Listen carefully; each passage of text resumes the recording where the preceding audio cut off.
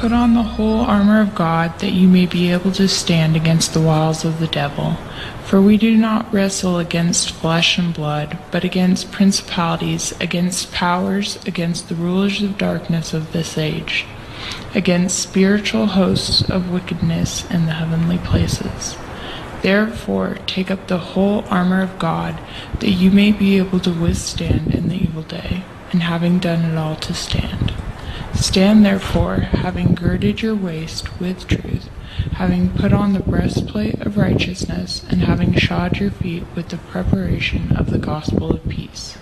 Above all, taking the shield of faith, which you will be able to quench the fiery darts of the wicked one, and take the helmet of salvation and the sword of the Spirit, which is the word of God, praying always with prayer and supplication in the Spirit, being watchful to this end with all perseverance and supplication for all the saints.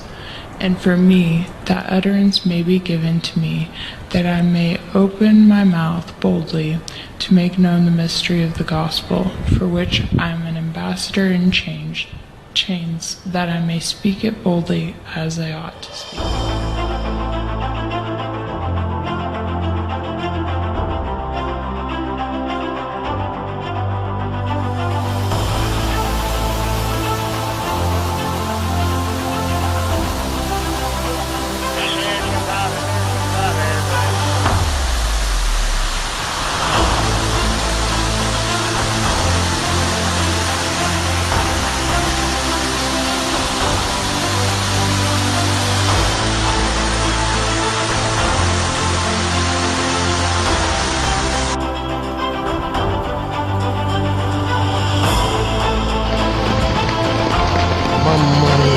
Sana sanna funnati o io ero dove manne era miseria manne a che cazzo pun kamarravati guarda da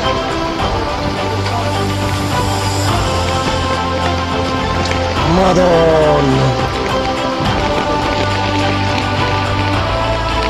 scima che la funnando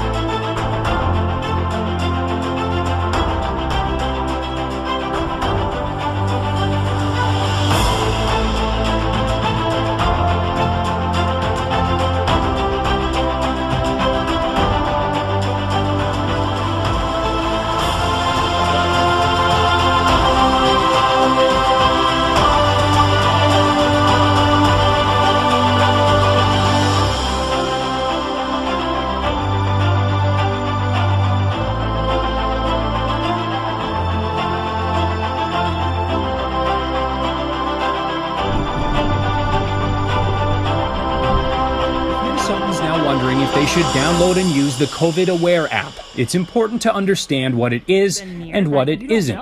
COVID Aware MN is an app that notifies you if you've been near someone who tested positive for COVID-19. But it is no longer considered digital contact tracing. It's not called that anymore for good reason. It's now called exposure notification because the information is not being shared with public health, which would allow contact tracing to happen.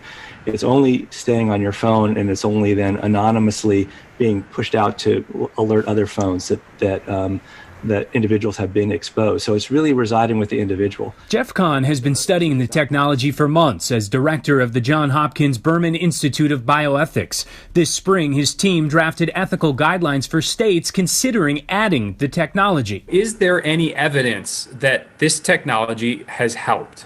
It's too early to answer that question. So the short answer is we don't know yet. The longer answer is we're working on it, and we will continue to work on it in the coming weeks and months. Kahn says Ireland credited similar technology with helping to manage its first wave of COVID cases, but roughly a third of the population downloaded it. In the U.S., early adopting states struggled to reach even 10%. But he says many initial questions about safety and privacy have been answered, and it's also become easier to download and use. I will tell you, in Maryland, where I live now, we have had it now for a few weeks, and I turned it on my iPhone, and I've not yet gotten a ping, but I think, it's a helpful way for people to know if they have been exposed and if they test positive to alert others that they have been exposed. COVID Aware MN is free through the App Store and Google Play. It doesn't track your location or share your identity. The more people who download the app, the better it works. Do we know if it will work if only, say, 10 to maybe 30% of people use it? We don't know yet how many people, within a community it will take to actually have a big public health effect.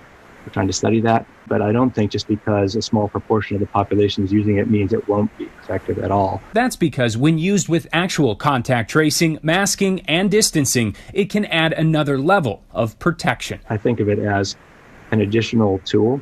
If you think about all the tools in the toolbox, this is just another. And the more tools we have, I think the better off we'll be. And certainly, it's all a bridge to getting us to a vaccinated population where we're all protected and can go back to whatever our normal lives look like. Now, Jeff says this technology actually goes so far out of the way to protect the user that it actually requires a lot more work out of all of us. You can't just download it and expect it to notify you. You actually have to be prepared to notify it if you get a confirmed case so that it lets everyone around you know. Those inside the schools are working hard to serve their communities during this unprecedented time. Denver 7's Russell Haythorne has one such example of a DPS school in West Denver rising to meet a unique challenge this Thanksgiving week.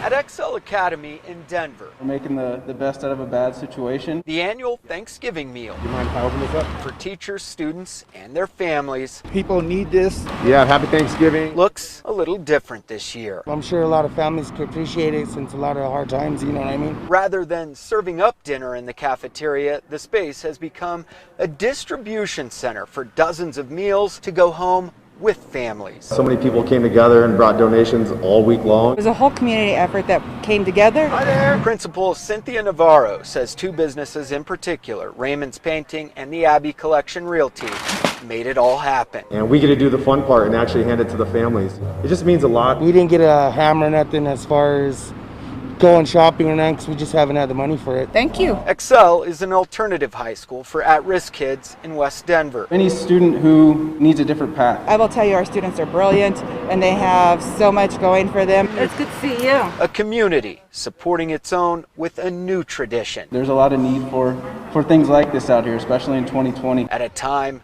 when so many Thank you so much. Are in need. Won't go hungry with this going on. Happy Thanksgiving. Russell Haythorne. It looks very good, especially that pumpkin pie. Denver 7. The Excel Academy also plans an annual Christmas meal for its community. They are in the process of reimagining that as well. And in parents. A tweet Monday, Governor Doug Ducey says a coronavirus vaccine rollout could begin as early as next month, putting rubber to the pavement when it comes to the massive logistical plans to deliver it efficiently. I really need to know how the supply is going to be for me. Dr. Janice Johnston with Redirect Health is one medical group already approved to provide vaccines once they're available, greenlit to inject one stored at sub-zero temperatures like the vaccine from Pfizer. Are they going to become prepackaged where it's already in the syringe, ready to go? Will they come in one-dose vials, single multi-dose vials that we'll need to draw up? We don't really know. Details that could impact her plan to get it to as many people as possible. According to AZDHS, more than 500 providers throughout Arizona's 15 counties have already applied to help deliver the vaccine. It may be a pharmacy in a particular area, it may be a clinic, it may be a health system or a physician's office, depending on the situation. Kelly Fine is the CEO of the Arizona Pharmacy Association. She says mass immunization events and larger hospitals will play the primary role in the first round of wastewater for signs of the coronavirus. Several cities and towns in Indiana are doing just that in hopes of getting ahead of the virus. Yeah, Muncie, one of those cities. ITMA's Richard Essex went there to see how it's working. The city of Muncie has been tracking the coronavirus in wastewater from the city and from the Ball State campus since August. They say that they're able to get ahead of the virus before people even get tested. Inside these plastic bottles is wastewater collected this morning from 3 sites on the Ball State campus and 1 from the wastewater plant in Muncie. People will generally start shedding the virus in their waste up to a week before they start to show symptoms or may even seek an individual test. So if we're able to identify those people early, that gives healthcare professionals some advanced warning, some time to respond. 3 times a week, wastewater samples are pulled from a device that looks like a trash can that's been turned upside down. The machines and testing are paid for by a grant from the Indiana Finance Authority. Muncie is the only city with a university that is participating in this program. Universities are considered a potential coronavirus hotspot. It's a great way to track. It's very unbiased. It doesn't matter if your community particularly is struggling with the number of individual tests available or people don't want to go in. Conrad says there are some weaknesses in the testing. The samples can become diluted with too much rain or too concentrated with too little. When Muncie started testing back in August, the numbers were high. Students had just come back to campus. But since then, the numbers have leveled off. The numbers in the city of Muncie have gone up and down and not shown the steady rise in cases that we have seen statewide. Wastewater testing for the virus and other infectious diseases is a relatively new tool for community healthcare professionals. This is going to continue. I think you're going to see more work like is this done on. in the future. 3 weeks from last Friday, the FDA is expected to okay the first round of immunization shots. Alabama already knows how many doses it will get. Alabama's first allotment has been very tentatively identified as being around 112,000 doses. That number is not a hard and fast number, and it could change. It could be significantly lower. First in line to receive the most highly anticipated vaccine in about a century, high-risk healthcare workers, especially those who treat coronavirus patients. Less clear is when the drug will be available to the general public.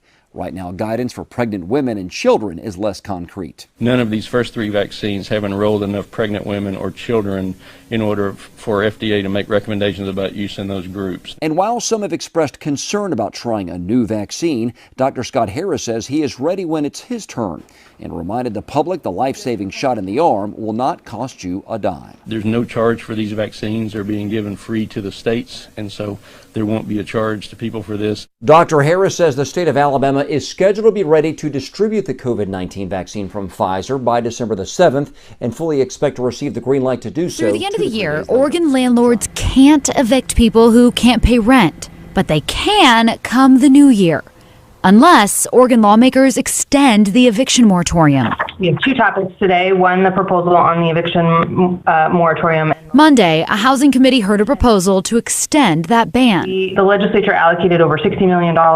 Renters impacted financially by the pandemic couldn't get evicted for not paying rent until June 30th, but they'd have to pay missed rent the following day. The proposal requires tenants fill out a declaration saying they're dealing with financial hardship tied to the pandemic. But there's a lot of landlords that maybe don't have our financial resources that are really struggling right now. And, it's tough. And the discussion needs to, from our leadership, needs to be how do we help those folks maintain? At least $100 million from the state's general fund would go toward helping both renters and landlords, with most allocated to a new landlord compensation fund. We heard today that from all sides that $100 million is not enough to fully address the issue. Property owners could get 80% of back rent they're owed by applying for rent assistance on behalf of their tenants. They're on the right track as far as paying landlords directly and making sure that these people are being made whole. We don't want tenants to end up in a situation where they just owe their landlord a lot of back debt. And we know that we don't want landlords to lose properties that they own. We know we need rent assistance into our communities to truly solve this problem. While many agree it's a good middle ground, In both cases, it will benefit both parties. And right now at 6, 3 companies could be nearing the finish line in the race for a COVID-19 vaccine. Pfizer, Moderna, and AstraZeneca all showing promise, but there are still questions about when and how any vaccine would get to you. We do know that the state will be handling the distribution here in Texas. And tonight, Governor Abbott is revealing part of phase 1 of that plan. Yeah, this phase outlines who will get the vaccine first. Channel 2's Jacob Rascone is live in the Med Center tonight with a closer look at the governor's plan. Jacob? Yeah, Chris, today we learned that AstraZeneca is as effective as 90%. And we also learned today a detailed plan of exactly who will get the very first limited doses of any approved vaccines. Phase 1A of the Texas vaccine distribution plan outlines exactly who qualifies for the very first limited doses of COVID vaccines. Hospital staff who work directly with patients who are positive or at high risk for COVID are at the front of the line, Tier 1, as well as long-term care staff working with vulnerable residents, EMS providers who respond to 911 calls, and home health care workers in direct contact with vulnerable and high-risk patients. Breaking news now at 4. Joe Biden gets a green light from the Trump administration. The General Services Administration says Joe Biden is the apparent winner of the 2020 election. Hello, everyone. I'm Juan Fernandez. Good afternoon, everyone. I'm Susie Sa. The decision clears the way for Mr. Biden's formal transition now to the presidency. Officials say the decision was made after the Trump administration failed in efforts to overturn votes in key battleground states. That's right, like Michigan and Pennsylvania. And earlier today, Susie, President-elect Biden announced several members of his cabinet, including selecting longtime aide and diplomat Tony Blinken to be his Secretary of State. President Trump has yet to concede, but took to Twitter today to acknowledge the GSA's decision. The president tweeted, "Nevertheless, in the best interest of our country, I am recommending that the GSA administrator and her team do what needs to be done with regard to initial protocols and have told my team to do the same." It's definitely too soon to see a trend. My worry, Todd, is that we go like this and we have a little leveling off and everybody gets together in Thanksgiving and we go back up.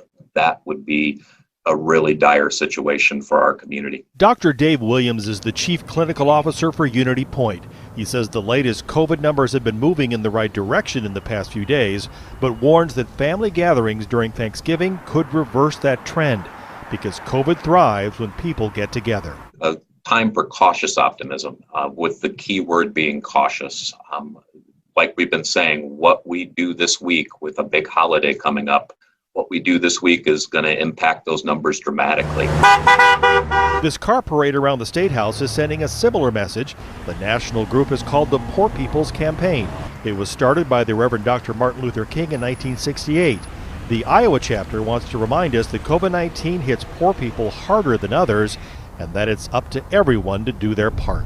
And it's just a shame that we're not doing more to protect each other and to protect everyone else. Believe me, I'm really tired and fatigued too of always wearing a mask, always staying 6 feet apart from everybody. But Live pictures from SAC International right now. We are getting word a plane just made an emergency landing. According to a flight tracking website, it was an Alaska Airlines flight that may be the tail of the plane right there in the distance. We're hearing this Alaska Airlines flight from Vegas to Seattle had to make the emergency landing here in Sacramento because there was heavy smoke. We're tracing this information right now, seeing what more we could find out. The plane has landed safely, but as soon as we get more information, we'll bring it to you.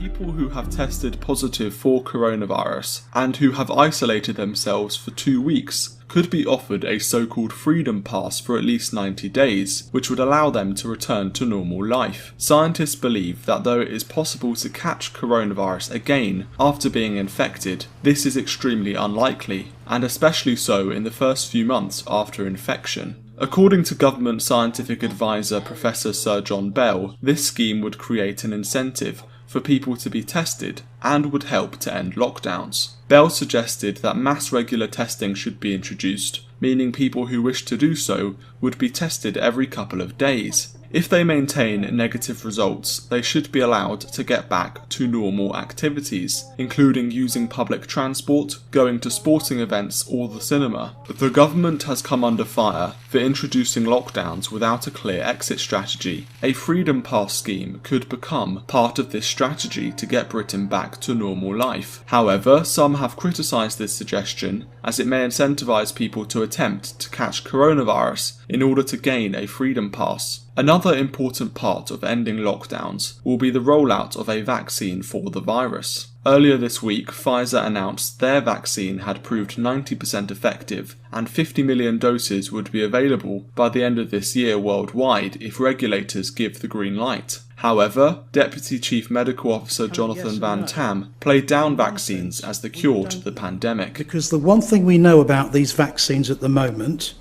is that they will prevent illness due to SARS-CoV-2, due to the COVID-19 virus, as diagnosed by PCR. That's all we know. We do not know yet if these vaccines will prevent asymptomatic infection, and therefore we do not know if these vaccines will prevent virus shedding and therefore have an effect on community transmission.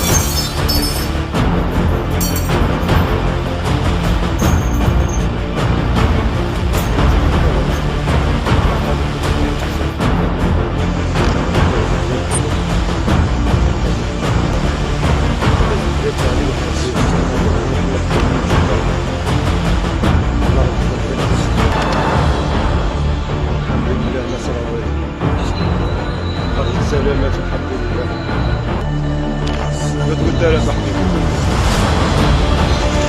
الحمد لله هذا كل شيء يكون.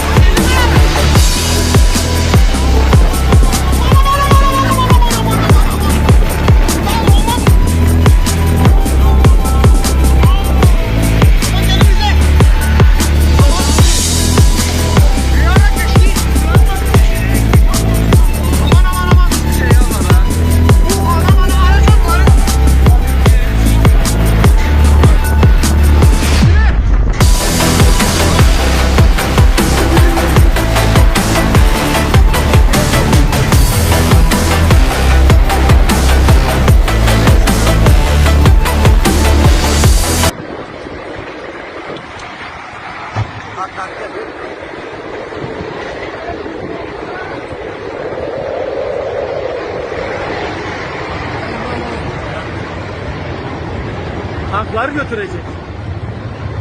Ekrem dayı sizin yukarıda hiçbir şey kalmadı ha. Almadı. Şey koptu. Bak direkt devrildi. Direkt devrildi. 132 kaçta geliyor? Geçti ya. Gitti o tarafa. Ne geçmesi? İyi geçti. Dönüp geliyor. Allah. Yemekhaneye gitti. Dolulara bak dolulara. Ne varsa şöpte attı.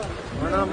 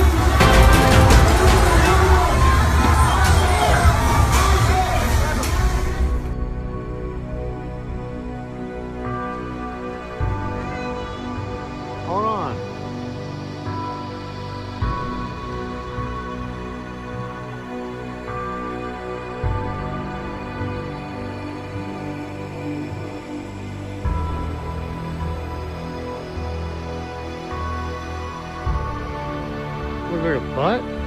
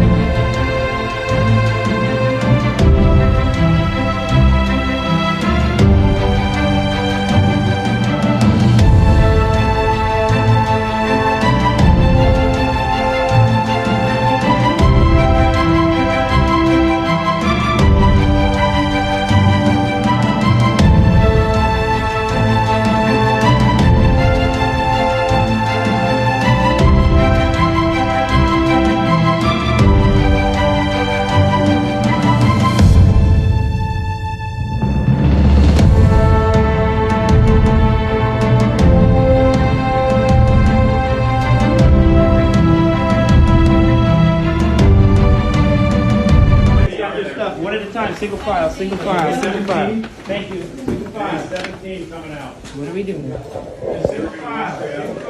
Follow their directions. Where is it? Come on. You're okay. Come on. Come on. Come on.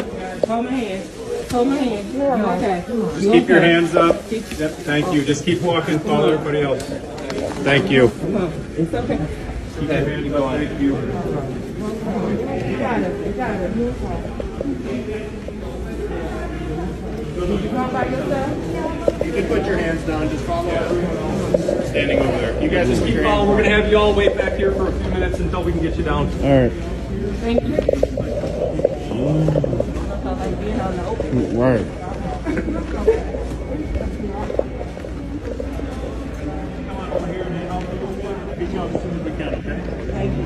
Heard encouraging news from two of the frontrunners who are developing a COVID-19 vaccine, both using genetic technology that's never been used before. Circle of Health reporter Denise Sedora breaks down the science behind several different vaccine candidates.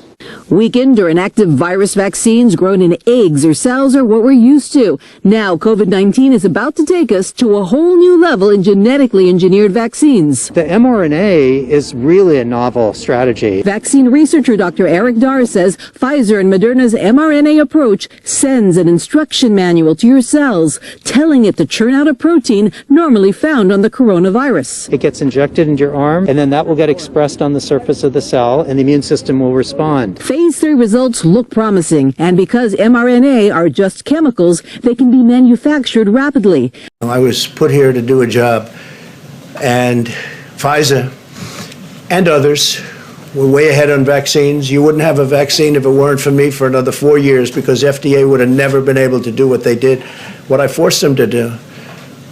And Pfizer and others even decided to not assess the results of their vaccine.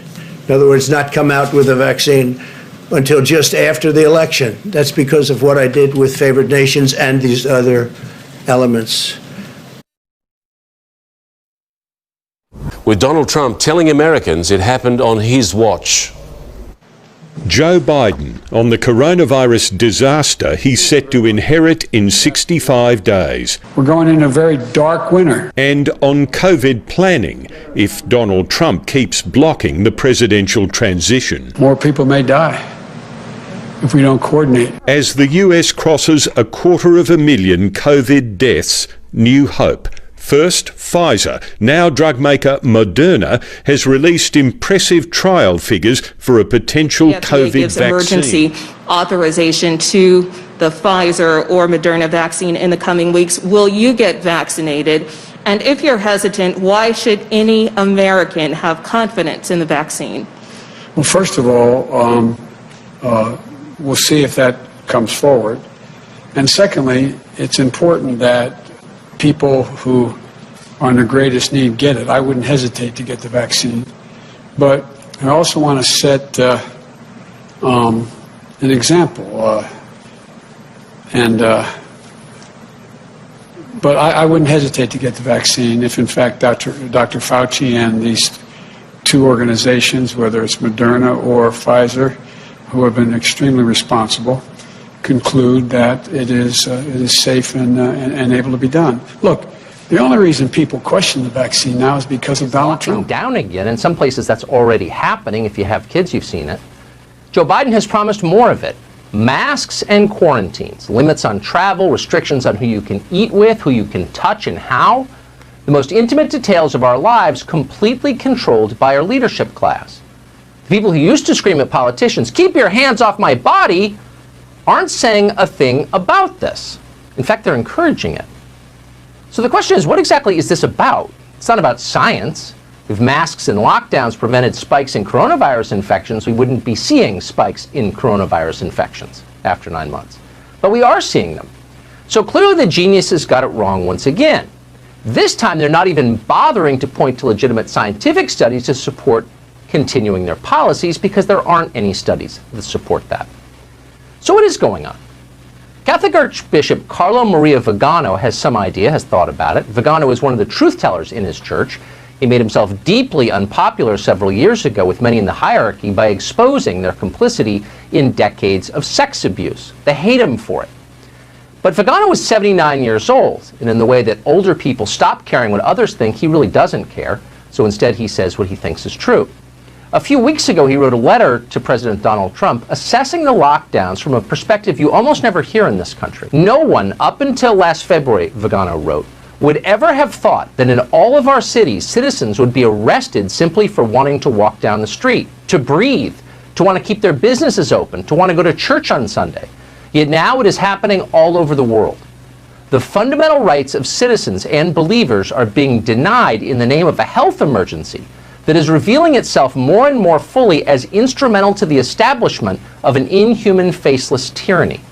End quote. Now, you may not have heard those words before, and there's a reason for that. The usual foot soldiers for conformity in our news media did their best to suppress and discredit Vigano's letter to the president. Yahoo News tried to tie the elderly clergyman somehow to QAnon, which to them made sense. He alleged that a global health emergency was being used by the people in power for ends that had nothing to do with the virus itself. And of course, that's crazy talk. It's a conspiracy theory, Russian disinformation, probably racist. Better pull it off the internet right away. Censor those ideas before they infect the whole country. That's the media position on that. The only problem is that what Vigano wrote is actually true. It's not a conspiracy theory. It is factually accurate. Watch this video from September. You may not have seen it. It wasn't played much in this country. This is the Prime Minister of Canada, Justin Trudeau, speaking to the United Nations. This pandemic has provided an opportunity for a reset. This is our chance to accelerate our pre-pandemic efforts to reimagine economic systems that actually address global challenges like extreme poverty, inequality, and climate change. Oh, this is our chance, says Justin Trudeau. Not our chance to save you from a virus with a 99% survival rate. You'll almost certainly be fine, and they're fully aware of that. This is our chance to impose totally unprecedented social controls on the population in order to bypass democracy and change everything to conform with their weird academic theories that have never been tested in the real world and, by the way, don't actually make sense. This is their chance. Quote, this pandemic has provided an opportunity for a reset, end quote. Keep in mind, that's not from QAnon. That is a head of state talking. And he's not alone. Klaus Schwab is the founder of the World Economic Forum. Schwab has written a book called COVID-19, The Great Reset. The book isn't really about science or medicine. No. Instead, it describes, quote, what changes will be needed to create a more inclusive, resilient, and sustainable world going forward, end quote. What changes is Schwab talking about? We don't know. What we're certain of is that you're going to pay for them, and the people in charge will benefit from that. Great Reset is coming. The richest people in the world are behind it completely. Bill Gates supports the Great Reset. What will the Great Reset look like? Well, there will be no live music in the Great Reset. Choirs will be illegal unless they are singing the praises of Kamala Harris. According to CNN, Christmas will be banned. Sorry, put on your mask and spend the holidays alone. Good luck. So how long can this all continue? This weird and yet weirdly recognizable combination of hypocrisy and authoritarianism. Well, it's hard to imagine it could go on forever. In his letter last month to the president, Archbishop Vigano wrote this, and it's worth hearing, quote, "This great reset is designed to fail because those who planned it do not understand that there are still people ready to take to the streets to defend their rights, to protect their loved ones, to give a future to their children and their grandchildren." End quote. Let's hope that's true. This pandemic has provided an opportunity for a reset.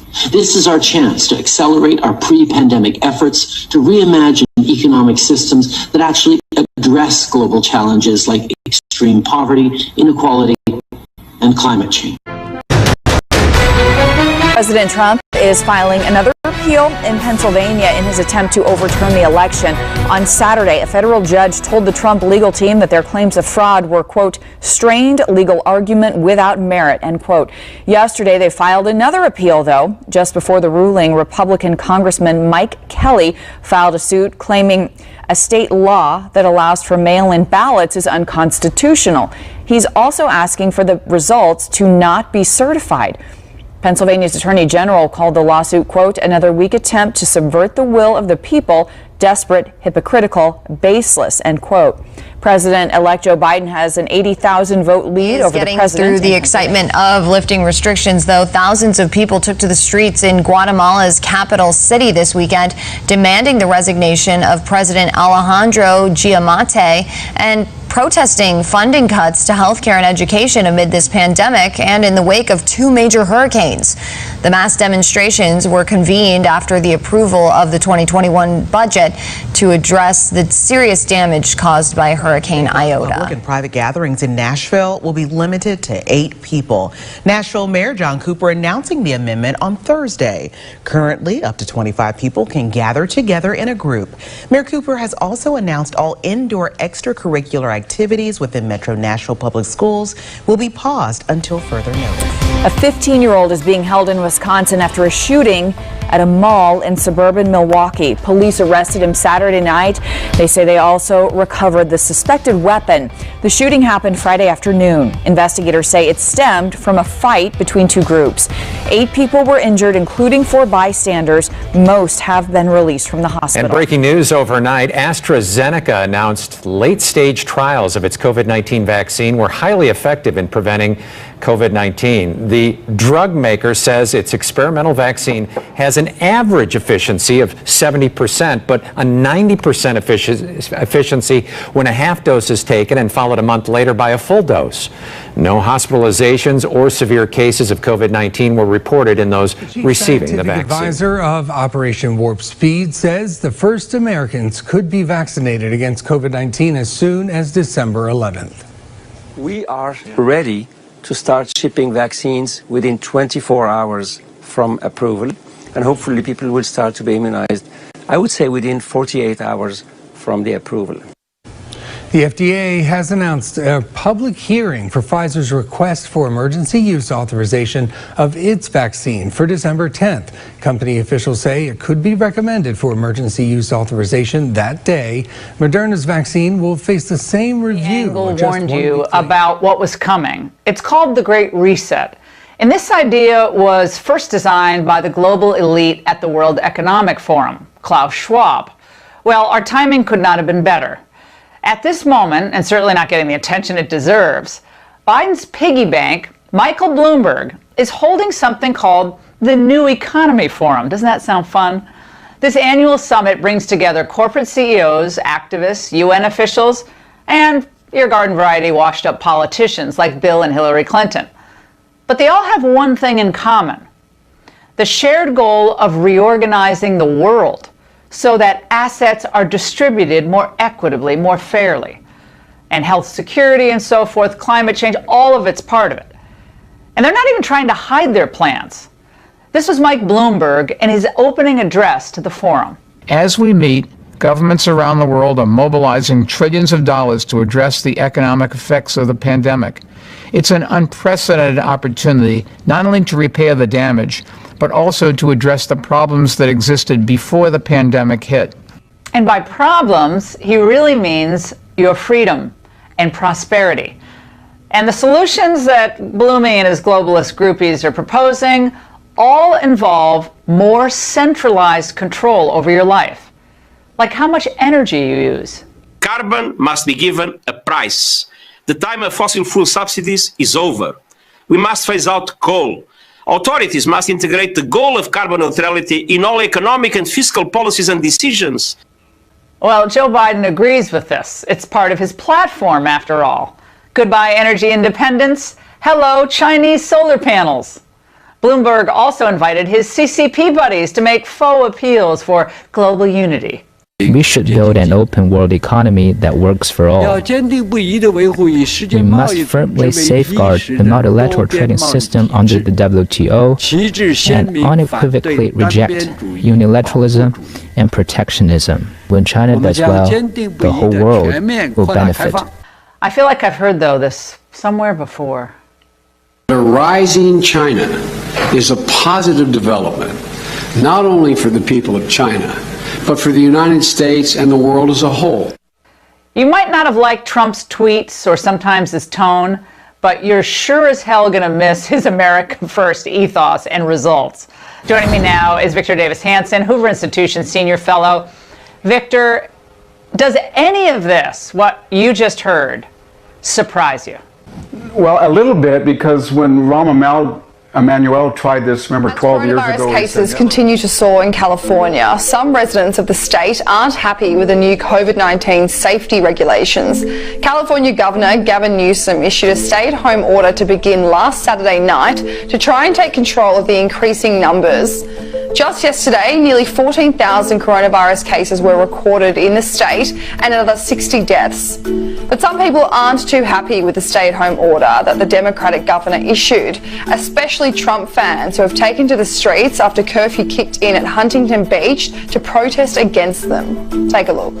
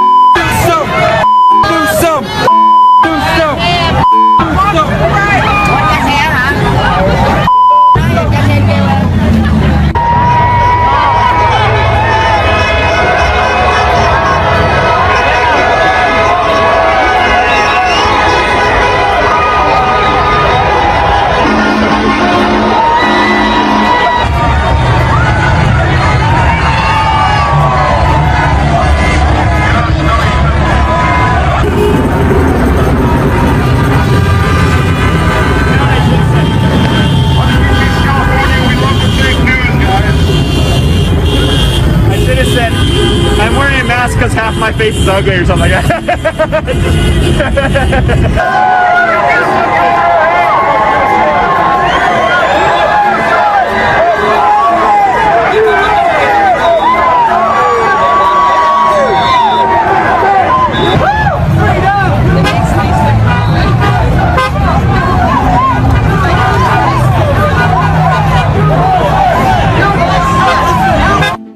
It comes just days after Gavin Newsom had to apologise to his California state after he was caught on camera dining at a confined indoor space without wearing a mask or social distancing. He was slammed by many people for contradicting what he's been asking Californians to do. And as soon as I sat down at the larger table, I realized it was a little larger group than I had anticipated. And I made a bad mistake. Instead of sitting down, I should have stood up and walked back, got in my car and drove back to my house. Instead, I chose to sit there with my wife and a number of other couples that were outside the household. And you can quibble about the guidelines, et cetera, but the spirit of what I'm preaching all the time was contradicted, and I got to own that. And so I want to apologize to you because considering shutting down indoor dining, citing a growing number of coronavirus cases here in the city. Now, the mayor tells us that's one of the options being considered at tonight's city council meeting, but stresses that no decision has been made at this time. This news comes at the same time that weather is turning colder and many restaurants may have to close their outdoor seating. Some restaurants taking to social media over the weekend saying without additional federal or state aid, they'll have to close for good.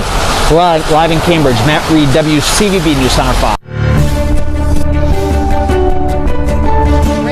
to rescue a deer in distress in the Long Island Sound. The deer was seen swimming around Saturday with a paint can stuck on its head. Workers circled the doe for about 20 minutes and finally managed to remove the can.